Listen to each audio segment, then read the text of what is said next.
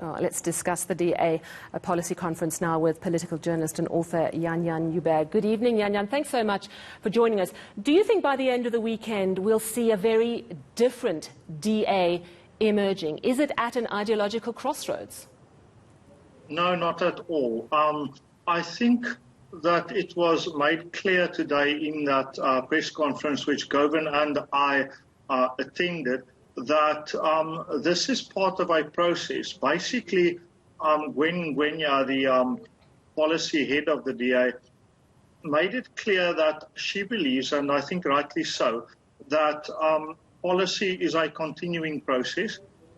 This policy conference is what it is, and it would be better for all of us to take a look at what it does rather than what it doesn't do. By which I mean, there will not be a housing policy coming out of this conference. There will not be a new education policy coming out. This policy conference focuses on three issues. The first is what the DA calls its principles and what they mean as freedom, fairness and opportunity. I personally wish from the bottom of my heart they would add reconciliation, but that's their thing. Secondly, local government issues, which is understandable in the run-up to next year's election. And thirdly, very importantly, and that is the point that Govan referred to in his report, economic policies. So this is economic policy, local government policy, and sort of the principles the party believe in and what they mean, because in the end there are words and the meaning is also important.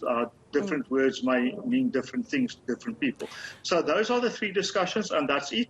I don't think that that leaves much room for complete ideological change. I also think any political party that expects 200 people in 2 days to affect a complete ideological change and on Zoom no less, so even more difficult because you're doing it virtually. But you listen to John Moodey, and what he says is that there's been an exodus after Mmusi Maimane of a number of top black leaders in the party because they don't actually agree, and they're being pushed out because Mmusi Maimane still wanted racial-based redress, and those people who agree with Mmusi are gradually being edged out of the party.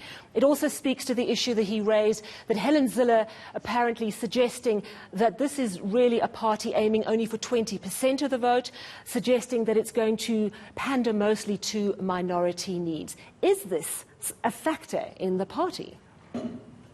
It certainly is a factor. How large a factor it is remains to be seen. You know, I've always believed that if you ask politicians about a political party, it's best to ask those who are in the political party. If you asked Mr. Moodey this question on air last week this time, I will bet everything I have, which isn't as much as I would like it to be, but that he would have given a different answer. That's not to say he's right or wrong. It's just to say it might be worth our while to ask politicians in the DA what they think about the DA, rather than those who oppose the DA and surely will not be able to find a single good thing to say about the political party. That goes for any political party and anyone who's outside it. As for the exodus of black leaders, well, firstly, it is always a pity when people play the race card. The DA has lost many, many leaders, and too many, I think, for its own good. One would almost think that there is limitless supply in the way in which they get rid of good leaders of all races. But I don't think that there's been a specific exodus. An exodus is named after the Israelites leaving Egypt en masse. There's not been an en masse movement.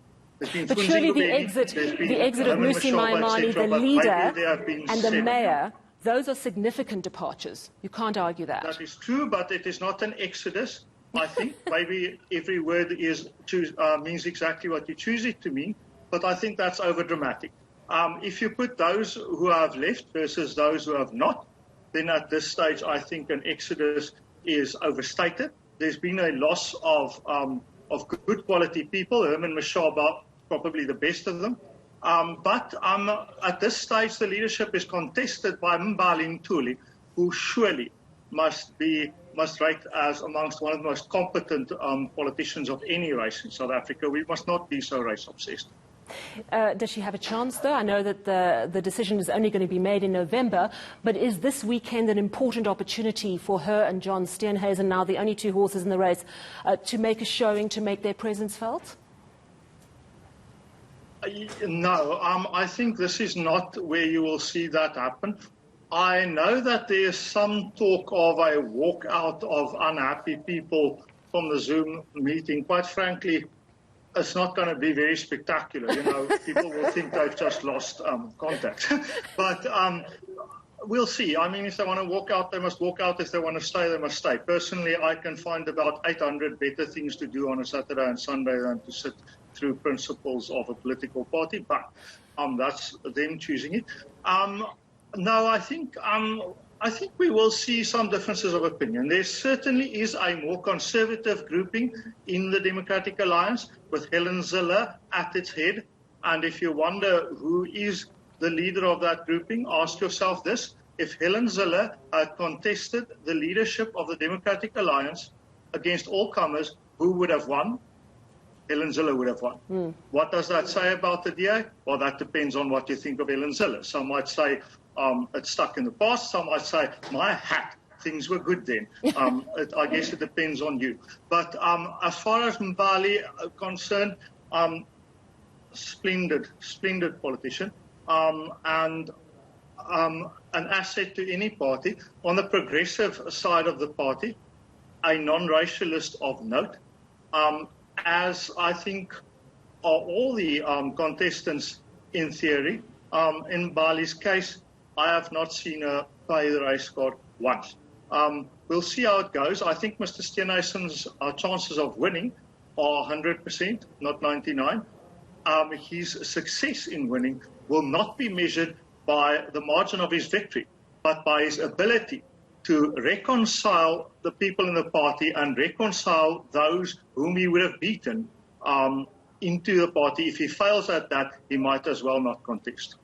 Thank you so much for your time this evening. Jan-Jan Joubert, political journalist and author, and he's quite right. Staging a walk